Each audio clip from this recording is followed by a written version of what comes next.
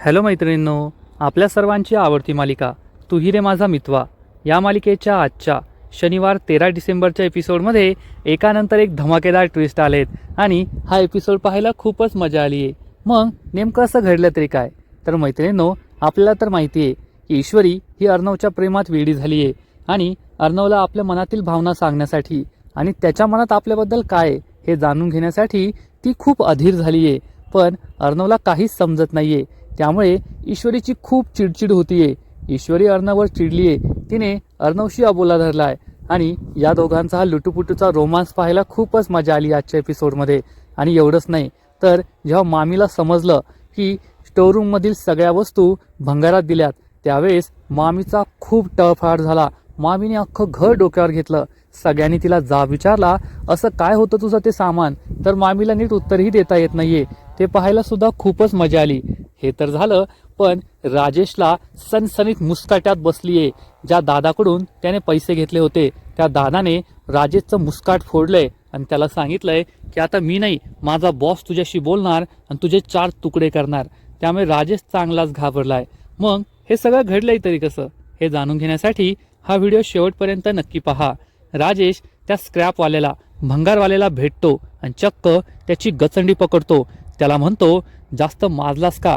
घरच्यांसमोर मला जास्त नाही बोलता आलं, पण गुपचूप माझे पैसे देऊन टाकायचे.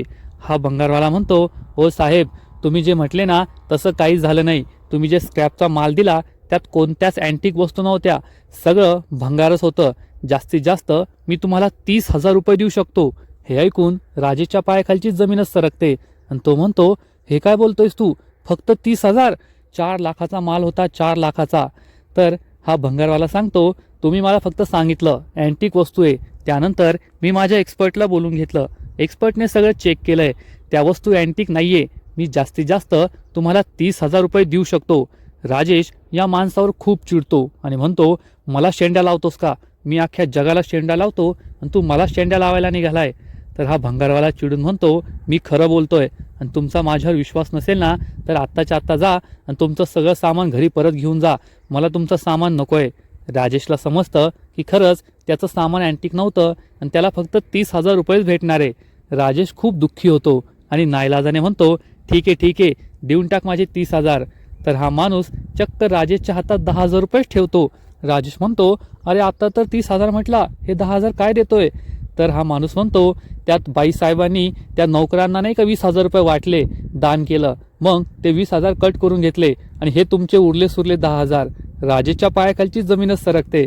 मैत्रिणींनो, एकूणच हा सीन खूप भारी आहे. राजेशची चांगलीच जिरली आहे. राजेशला एकानंतर एक धक्के बसताय. कोठे राजेश 4 लाख कमवायला निघाला होता आणि त्याला फक्त 10,000 रुपये मिळाले आहेत. राजेश खूप चिडतो आणि म्हणतो, यानंतर तुझं तोंड नको दाखवू. भंगारवाला तेथून निघून जातो. राजेश विचार करतो, कोठे मी 4 लाखाची सोय करायला निघालो होतो आणि मला हे 10,000 रुपये भेटले. आता त्या दादाला काय देणार? एवढे पैसे दिले तर तो दादा माझ्यावर आणखीनच चिडेल, 2-4 झापडी ठेवून देईन मला. त्यापेक्षा खूप दिवसांपासून गळा नाही कोरडा केलाय, गळा ओला करतो आणि मस्त दारू पितो. असा विचार करून राजेश हा दारू प्यायला जातो. तर इकडे ब्रेकफास्ट टेबलवर सगळे बसलेले असतात. अंजली आणि मामाची मजाक मस्ती सुरू असते, पण ईश्वरीचा चेहरा मात्र पडलेला असतो. हे पाहून अंजलीला समजतं की ईश्वरी नाराज आहे. ती विचारते, काय झालं ईश्वरी, तुझा चेहरा का पडलाय? आमच्या क्यूट कपलचं भांडण झालं की काय? पण ईश्वरी तिला काहीच सांगत नाही.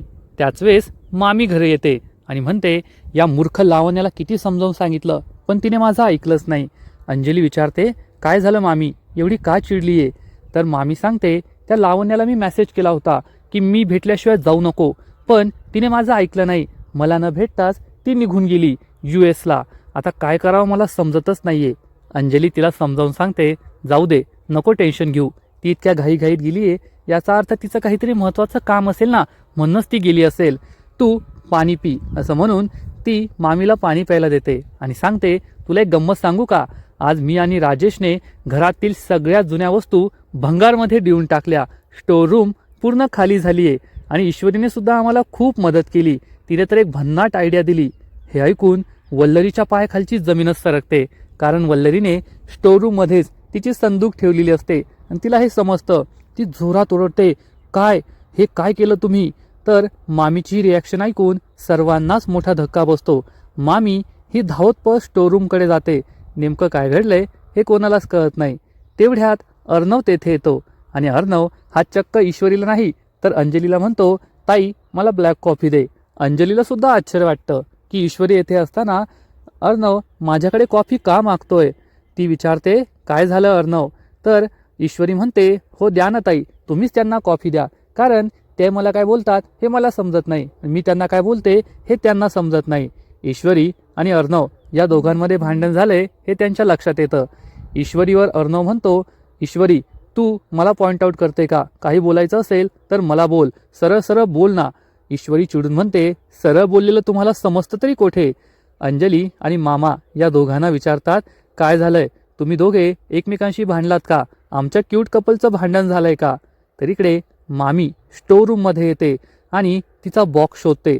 तर मामीला जबर धक्काच बसतो, कारण संपूर्ण स्टोर रूममध्ये तिचा तो बॉक्स, तिची ती संदूक नसते ज्यामध्ये तिने ईश्वरी आणि अर्णव यांच्यासाठी एक मोठा प्लॅन बनवून ठेवलेला असतो. ईश्वरीच्या आईचा आणि अर्णवच्या बाबांचे ते निगेटिव्ह फोटोज ठेवलेले असतात. आता माझा सगळा प्लॅन फ्लॉप झाला. तो इतका चांगला संदूक, माझा इतका मोठा प्लॅन त्यांनी भंगारात देऊन टाकला. म्हणून मामी खूप चिडते आणि जोरजोरात ईश्वरी ईश्वरी आत्ताच्या आत्ता येथे असं म्हणून ओरडू लागते. अर्णव, ईश्वरी आणि सगळ्यांना मोठा धक्काच बसतो. मामी इतक्या जोरात का ओरडते म्हणून सगळेजण स्टोरूमच्या दिशेने जातात. ईश्वरी स्टोरूममध्ये येते, मागे मागे सगळे येतात. तर मामी ही ईश्वरीला जाब विचारते, ईश्वरी तुला हा शहाणपणा करण्यास कुणी सांगितला होता, तू हा उपद्व्याप का केला. ईश्वरी विचारते, काय झालं मामी. तर अर्णवला सुद्धा धक्काच बसतो, मामी एवढी का चिडलीये. तर मामी ईश्वरीला म्हणते, तू स्वतःला या घरची मालकीण समजतेस का, याचा अर्थ तुला जे वाटेल ते मनाला करशील, आम्हाला न विचारता तू हे भंगार हे स्क्रॅपमध्ये दिलंच कसं काय. अर्णव विचारतो, मामी नेमकं काय झालंय, ही बोलायची पद्धत नाहीये, तू एवढी का चिडलीये. ईश्वरी सुद्धा खूप घाबरते. ती काही बोलण्याचा प्रयत्न करते, पण मामी तिच्यावर ओढून तिला गप्प बसवते की गप्प बस, काहीच बोलू नको. अंजली ही मामीला समजवण्याचा प्रयत्न करते, मामी ईश्वरीचा यामध्ये काहीच सहभाग नाहीये, ते भंगार मी आणि राजेशने विकलंय. ईश्वरीने फक्त एवढी आयडिया दिली की भंगार आपण दान करूया, 1 रुपया सुद्धा घ्यायचा नाही, यामध्ये तिचा कोणताच सहभाग नाहीये. मामी गप्प बसते. मामा तिला विचारतो, त्या भंगारामध्ये तुझी अशी कोणती वस्तू होती ज्यामुळे तू एवढी चिडलीये. तर मामी म्हणते, होती माझी एक महत्वाची वस्तू, माझी एक संदूक होती, माझा एक महत्वाचा बॉक्स होता, त्यामध्ये माझ्या काही पर्सनल वस्तू होत्या. मामा विचारतो, कोणत्या पर्सनल वस्तू, आपल्या इतक्या वर्षाच्या संसारात तू तर मला कधीच अशा कोणत्या वस्तूबद्दल नाही सांगितलं, तू कधीच काही नाही बोलली. तर मामी चिडून म्हणते, आहे माझं काहीतरी पर्सनल, माझी अशी स्पेस असू शकत नाही का, घरात कोणाला त्रास होऊ नये म्हणून मी त्याबद्दल कोणालाच सांगितलं नव्हतं. मामा विचारतो, अशा कोणता बॉक्स होता, कोणती वस्तू होती ज्यामुळे घरात त्रास झाला असता, खरं खरं सांग वल्लरी. तर वल्लरी चिडून म्हणते, माझी पर्सनल वस्तू होती, मी ठेवली आणि मला त्याबद्दल कोणाला काहीच सांगण्याची गरज वाटत नाही, पण मला विचारल्याशिवाय तुम्ही ती वस्तू दिलीच कशी काय, हे भंगार विकलंच कसं काय, हे सगळं ईश्वरीने केलंय, ही सगळी ईश्वरीची चूक आहे. मामालाही राग येतो आणि मामा चिडून म्हणतो, वल्लरी शांत हो, उगच घर डोक्यावर घेऊ नको, तुझी वस्तू होती हे आम्हाला माहीत नव्हतं, आणि जर एवढंच महत्त्वाचं होतं तर स्वतःच्या रूममध्ये ठेवायची ना, अशी आउट हाऊसमध्ये ठेवली तर ती भंगारात तर जाणारच ना. अर्णव हा मामा आणि मामीला शांत करतो आणि म्हणतो, मामी जास्त हायपर होऊ नको, ती वस्तू परत मिळेल. तो अंजलीला म्हणतो, ताई जुजूंच्या ओळखीचा तो स्क्रॅप डीलर होता ना. अंजली म्हणते, हो मी आत्ता त्यांना कॉल करते, आणि ती लगेचच त्याला कॉल करायला जाते. तर अर्णव हा मामीला सांगतो, तू जास्त त्रागा करून घेऊ नको. सगळेजण तेथून निघून जातात. मामी एकटी स्टोरूममध्ये थांबते आणि चिडून म्हणते, काय त्रागा करू नको, येथे माझं आयुष्य बर्बाद झालंय, जर मला ती संदूक नाही ना मिळाली तर अर्णव आणि ईश्वरीच्या आयुष्याचं वाटोळं मी नाही करू शकणार, काही झालं तरी मला ती संदूक परत मिळायलाच हवी, असा विचार मामी करते. तर इकडे राजेश खूप टेन्शनमध्ये असतो. कोठे मी 4 लाख रुपये मिळवण्याचा प्रयत्न करत होतो आणि माझ्या हातात हे 10,000 रुपये मिळाले, त्यात त्या ईश्वरीने माझे 20,000 रुपये सुद्धा दान करून टाकले. मला पुण्य नकोय, तर मला फक्त पैसा हवाय. आता त्या दादाला मी काय देणार, त्याला 4 लाख रुपये देऊन त्याचं तोंड बंद करण्याचा मी विचार करत होतो, पण हे 4 लाख नाही तर 10,000 पाहून तोच माझ्या तोंडात मारेल. जाऊ दे, खूप दिवसांपासून मी घसा ओला नाही केलाय, आज तेवढीच पार्टी करतो, मस्त दारू पितो असा विचार राजेश करतो आणि गाडीवर बसून दारू प्यायला जाऊ लागतो. एवढ्यात अंजली त्याला कॉल करते. राजेश विचार करतो, आता ही बावट बायको कशाला मला कॉल करते, आणि तो नाईलाजाने फोन उचलतो आणि म्हणतो, बोला राणी सरकार. तर अंजली त्याला विचारते, अहो आपण जे स्क्रॅप दिलंय तो स्क्रॅपवाला तुमच्या ओळखीचा आहे ना? राजेश म्हणतो, हो. तर अंजली त्याला सांगते, त्या स्क्रॅपमध्ये मामीचा एक महत्त्वाचा बॉक्ससुद्धा गेला आहे, तुम्ही त्या स्क्रॅपवाल्याला कॉल करा, आपल्याला तो बॉक्स परत मिळू शकेल का? तर राजेश विचारतो, पण मामीचा जर एवढा महत्त्वाचा बॉक्स होता तर मामीने आधी का नाही सांगितलं? अंजली म्हणते, कसं सांगणार, मामी त्यावेळेस घरी नव्हती, लावण्याला भेटायला गेली होती. तुम्हाला माहिती आहे ना, मामीने संपूर्ण घर डोक्यावर घेतलंय, ती खूप चिडली आहे. तुम्ही तेवढं पहा ना, त्या स्क्रॅप डीलरला कॉल करून तो बॉक्स परत मिळतोय का पहा. राजेश म्हणतो, ठीक आहे, मी त्याला कॉल करतो, बॉक्स परत मिळवण्याचे प्रयत्न करतो, पण अवघड दिसतंय, मी गॅरंटी नाही देऊ शकत, कारण त्याने तो पुढे विकला सुद्धा असेल. अंजली म्हणते, ठीक आहे, पण प्रयत्न तरी करून पहा, आणि ती फोन कट करते. राजेश विचार करतो, मी म्हणलोय प्रयत्न करतोय, मी कसले प्रयत्न करतोय, मी प्रयत्न करतोय असं म्हणून आजपर्यंत अनेकांना शेंड्या लावलाय, आणि अंजली तू सुद्धा त्यातली आहे, आता त्यात मामीचा सुद्धा नंबर, असं म्हणून राजेश मस्त पार्टी करायला, दारू प्यायला जातो. याचा अर्थ राजेश हा काही स्क्रॅप डीलरला कॉल करणार नसतो, त्यामुळे मामीला हा बॉक्स मिळण्याची शक्यता सुद्धा शून्य असते. तर इकडे ईश्वरी ही लॉनमध्ये झाडांना पाणी देत असते. त्याच वेळेस तेथे अर्णव येतो. अर्णव हा तिच्याकडे पाहून स्माईल करतो. ईश्वरी ही अर्णवच्याच विचारात दंग असते, त्यामुळे झाडांना जास्त पाणी देते. अर्णव तिला म्हणतो, या कुंड्यांमध्ये महापूर आलाय. ईश्वरी त्याच्याकडे रागारागाने पाहते आणि म्हणते, सर, झाडांना कमी पाणी दिलं तर त्यांची वाढ होत नाही, वाळून जातात, आणि जास्त पाणी दिलं तर ते कोमेजून जातात. तर अर्णव म्हणतो, हो मिस इंदोर, हे मला माहिती आहे, कोणतीही गोष्ट एकदम परफेक्ट असायला हवी, जास्त दिलं तरीही चांगलं नाही आणि कमी दिलं तरीही चांगलं नाही, आणि नात्यांमध्ये सुद्धा असंच असतं, रिलेशनमध्ये सुद्धा असंच असतं. ईश्वरी म्हणते, अरे वा सर, हे तुम्हाला माहिती आहे का? तर अर्णव म्हणतो, हो, हे मला माहिती आहे. ईश्वरी खूप चिडलेली असते आणि म्हणते, तुम्हाला फक्त हे कळतं, मी जे बोलते ते काही तुम्हाला समजत नाही. अर्णव विचारतो, ईश्वरी तू चिडली आहेस का? मामी जे काही बोलली त्याचा तुला राग आलाय, की सकाळी जे झालं त्याचा तुला राग आलाय? ईश्वरी म्हणते, नाही नाही सर, मला कसलाच राग नाही आलाय, आणि मी कशामुळेच नाही चिडली आहे, आणि तुम्हाला तर काहीच कळत नाही. अर्णवला समजतं की सकाळी ईश्वरी ही संसाराबद्दल बोलत होती, की आपल्या संसाराचं पुढे काय होणार, आपल्या प्रपंचाचं पुढे काय होणार. अर्णव ईश्वरीला विचारतो, मग तूच मला सांग की तू आजकाल फक्त संसाराबद्दल का बोलत असते, संसाराचाच विषय का काढत असते? तर ईश्वरी चिडून म्हणते, सर, मग हा विषय नाही काढायचा तर कोणता विषय काढायचा, तुम्हीच सांगा.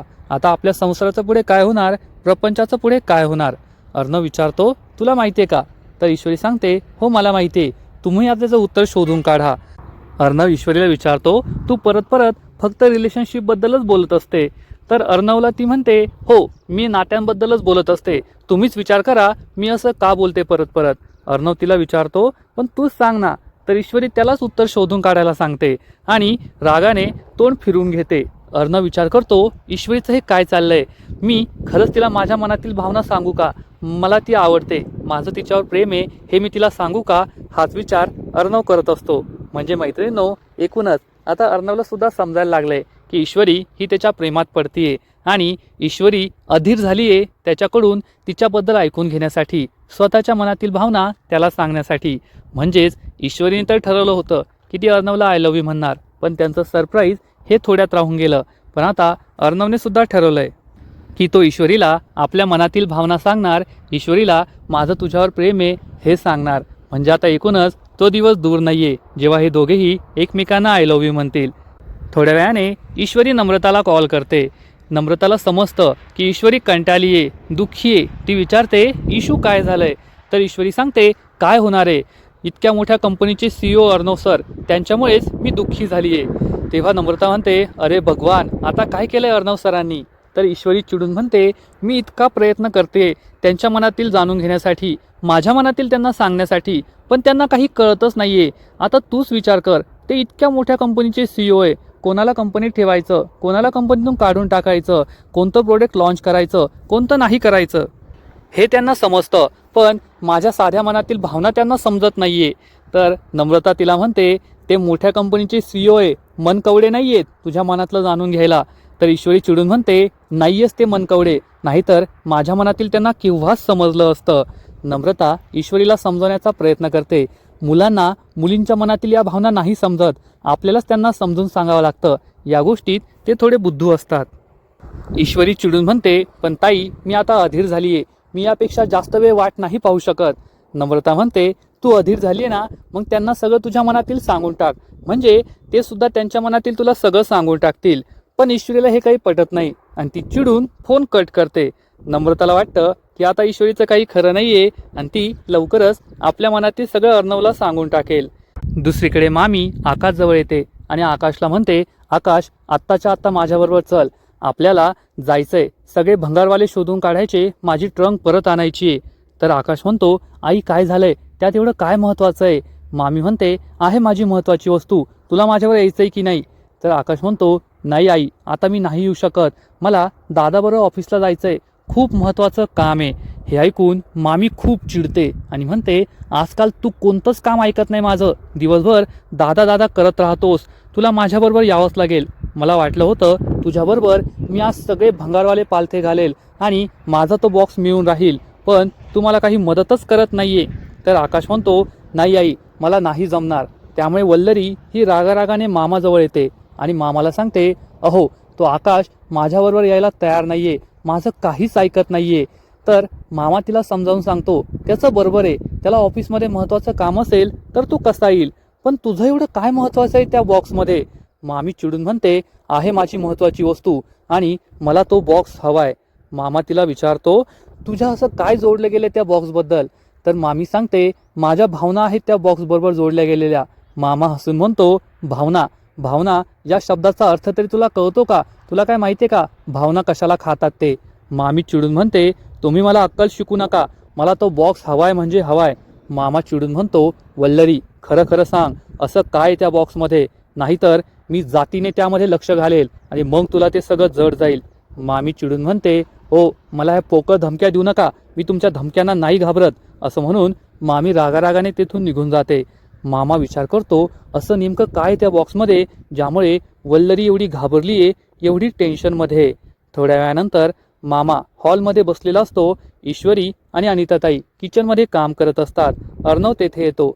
मामा त्याला सांगतो, तुझा चेक मी NGO मध्ये जमा केलाय, तुला एक मेल पाठवलाय, तो चेक कर. पण अर्णवचं लक्ष नसतं. मामा त्याकडे पाहतो तर मामाला समजतं की ईश्वरी आणि अर्णवचं भांडण झालंय आणि दोघे एकमेकांकडेच पाहताय. मामा म्हणतो, अरे ऐकलंस की नाही, जाऊ दे, चालू दे तुमचं जे काही चालू येते.